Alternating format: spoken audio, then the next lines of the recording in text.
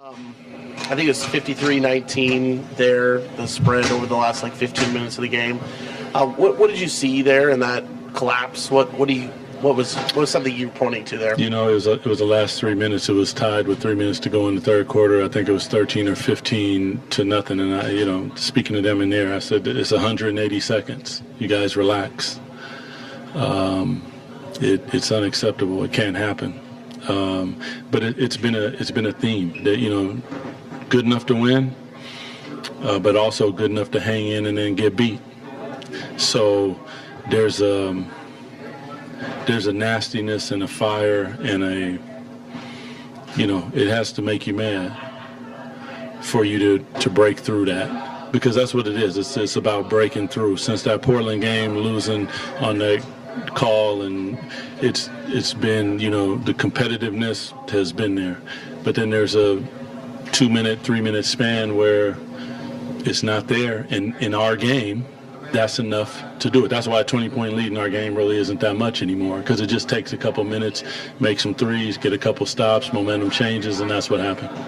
Coach Christie, the man we talked about before the game, DeAnthony Melton, he had scored 12 points on that 16-4 run to close out that third quarter. Yep. But then again, Brendan Pozinski, he had 2 points through 3 quarters, and then he finished with... his were late, though, but yeah. Yeah. Then it was that...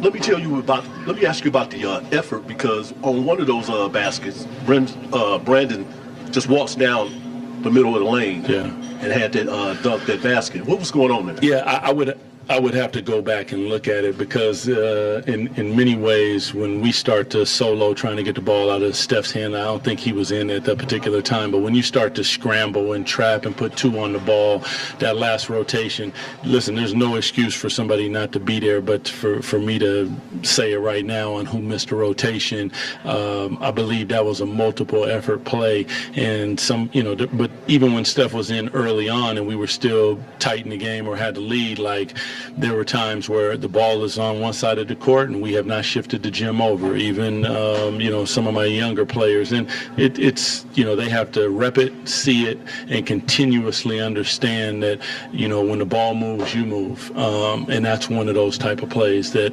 even when you're scrambling, you have to take care of the paint, and we didn't do that. Definitely, but when you get in a scramble, you still have to communicate. But when you struggle to communicate and then you need to communicate early, those don't go hand in hand. And we've, struggled to communicate sometimes, and now you're in a scramble, and you most definitely have to, but you should start in and build your way out. Doug, 2 things for you. That second half, how much did you feel like was your defense affecting your offense compared to offensive inefficiencies? It was. I thought that we put our head down.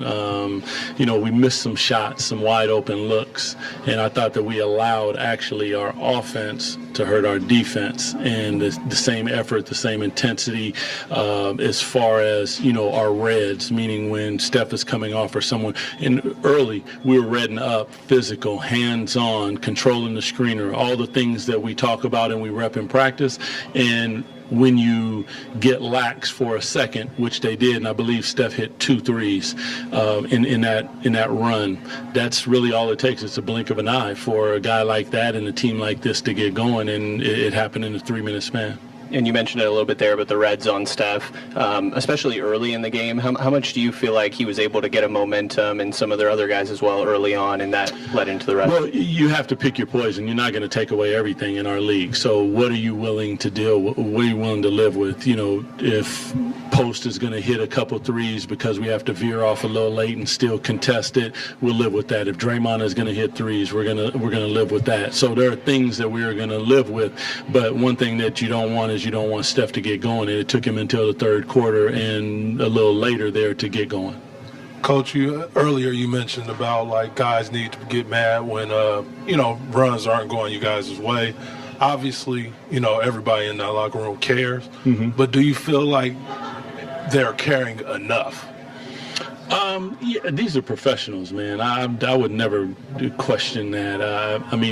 For them, I know their pain. I understand they want to win, but that pain has to carry you a little bit more, because that little bit is that 180 seconds that I'm talking about.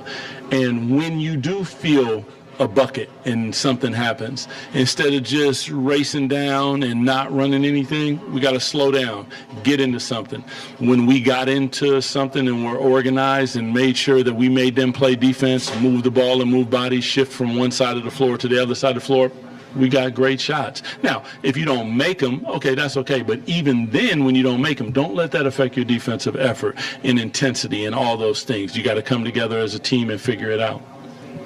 Doug Malik there in the first half seemed to give you guys a little bit of a spark. Yeah. What did you see from him? What did you like? And maybe did he earn himself some more minutes here in the future? Listen, we're trying to win games. So Malik tonight came in, gave us a bump. Nobody's particular fault. It's going to be, some nights it's going to be Malik, some nights it might be Keon, it's going to be Neek. It depends. I mean, if we need a little bit more size, we might go in a different direction. If we, need offensive punch, we might go in a different direction. I thought Malik did a good job. Doug, you mentioned earlier the theme where you guys play well enough to win and play well enough to hang around and lose. As a coach, how bittersweet is that, and how do you view it? Are you proud that the guys are hanging in there, or is it frustrating that they're not able to get over the hump? Nah, for me, that's all bitter. There's nothing sweet about it, man. There's absolutely zero sweetness to that. We're not playing the game to hang in there. We're not playing the game to play for 45 minutes. We're playing the game to play for 48 minutes, and the mental toughness that it takes in that moment, we have to find that, and it's in there. You just have to go through it and find it. And I think that allowing, as I said, sometimes the fact that we don't do something on one end of the court, like making shots, affect the other end. That's the mental toughness, because one thing should not affect another. It just, I get it in life, but in sports, you got to be tough enough to say, you know what? That's okay. Hey, everybody, let's get together. Let's lock down. We just need one stop. And then go down, get organized, and get a bucket, take a deep breath, and go at it again. And you need to do it in those moments, in that 180 seconds. You got to do it one play at a time. You can't let them stack up, and that's ultimately what happened. They stack one on top of another, and that's how you get a 13 or 15-0 run. You hinted at it a little bit there, but how much was Malik playing tonight, matchup specific, with them being a little bit smaller? It seemed like he was out there in favor of Precious. Yeah, I mean, they played small, and, so we matched. I mean, there's many things that when you look at them and what the problems that they possess, especially with Steph and the screens and game plan as far as reading 1 through 4 and being physical and reading up, all those things are huge. The one part when I look at this, obviously, that we like, and we got to make sure that we do it at a high level, is getting out rebounded by 10. That ain't it, and that's what our big lineup. And but when we did play big for a few minutes, I have to go back and look at it. It didn't feel like we were rebounding the ball at a high level, and that's something that defend, rebound, and share the ball. Rebounding is huge because it happens on both ends of the court.